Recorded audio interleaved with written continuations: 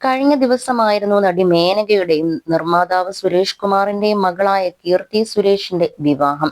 15 വർഷത്തെ പ്രണയത്തിന് ശേഷം സുഹൃത്തായ ആന്റണി തട്ടലിനെയാണ് കീർത്തി വിവാഹം ചെയ്തത്.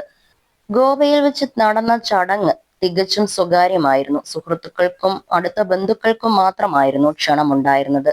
താലി കെട്ടുമ്പോൾ കീർത്തി കണ്ണീരണിയുന്നതും ഫോട്ടോയിൽ കാണുന്നുണ്ടായിരുന്നു. കീർത്തി തന്നെയാണ് വിവാഹ ചിത്രങ്ങൾ സോഷ്യൽ മീഡിയയിലൂടെ പുറത്തുവിട്ടത്. ഹൈസ്കൂൾ കാലം മുതലേ തങ്ങൾ പ്രണയത്തിലായിരുന്നുവെന്നാണ് കീർത്തി വെളിപ്പെടുത്തിയത്. ഇപ്പോൾ നടൻ ആൻസൺ പോൾ കീർത്തിയുടെയും ആന്റണിയുടെയും പ്രണയത്തെക്കുറിച്ച് പറഞ്ഞ വാക്കുകളാണ് ചർച്ചയാകുന്നത്. കീർത്തിയുടെയും ആന്റണിയുടെയും പ്രണയം തനിക്ക് പണ്ടേ അറിയാമായിരുന്നുവെന്നാണ് ആൻസൺ പോൾ പറയുന്നത്.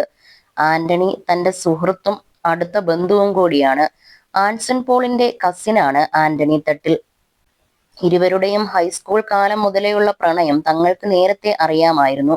കീർത്തിയുമായി ഒരുമിച്ചൊരു സിനിമയിൽ ആൻസൺ പോൾ വർക്ക് ചെയ്തിട്ടുണ്ട്. ശിവകാർത്തികേയൻ നായകനായെത്തിയ റമോയായിരുന്നു ആ സിനിമ. ആ സിനിമയുടെ സെറ്റിൽ വെച്ച് കീർത്തിയുമായി നല്ല അടുപ്പത്തിലാവുകയും നല്ലൊരു സുഹൃത്തുമാണ് കീർത്തിയെന്നും ആൻസൺ പോൾ പറയുന്നു. അന്നേ ആന്റണിയും കീർത്തിയുമുള്ള ബന്ധം അറിയാമായിരുന്നുവെന്നും ഇരുവരും വിവാഹം കഴിക്കുമെന്നും തനിക്ക് അറിയാമായിരുന്നുവെന്നും ആൻസൺ പോൾ പുതിയൊരു അഭിമുഖത്തിൽ പ്രതികരിച്ചു. റമോ സിനിമയുടെ സമയത്ത് ഞാനും കീർത്തിയും തമ്മിൽ നല്ല സുഹൃത്തുക്കളായിരുന്നു. അവൾ വിവാഹിതയാവാൻ പോവുകയാണ്. എന്റെ കസിനായ ആന്റണി തട്ടിലാണ് വരൻ. ഇരുവരുടെയും പ്രണയം ഞങ്ങൾക്ക് ചെറുപ്പം മുതലേ അറിയാമായിരുന്നു. 36-കാരനായ ആൻസന്റെ ആദ്യ തമിഴ് സിനിമയായിരുന്നു റമോ. ശിവകാർത്തികേയൻ നായകനായ സിനിമയിൽ വില്ലൻ വേഷമായിരുന്നു ആൻസന്. എഞ്ചിനീയർ ആയിരുന്ന ആന്റണി ഇപ്പോൾ ബിസിനസ്സുകാരനാണ്. കേരളം ആസ്ഥാനമായുള്ള ആസ്പെറോസ് വിൻഡോ സൊല്യൂഷൻസ് ബിസിനസിന്റെ ഉടമയാണ് ആന്റണി.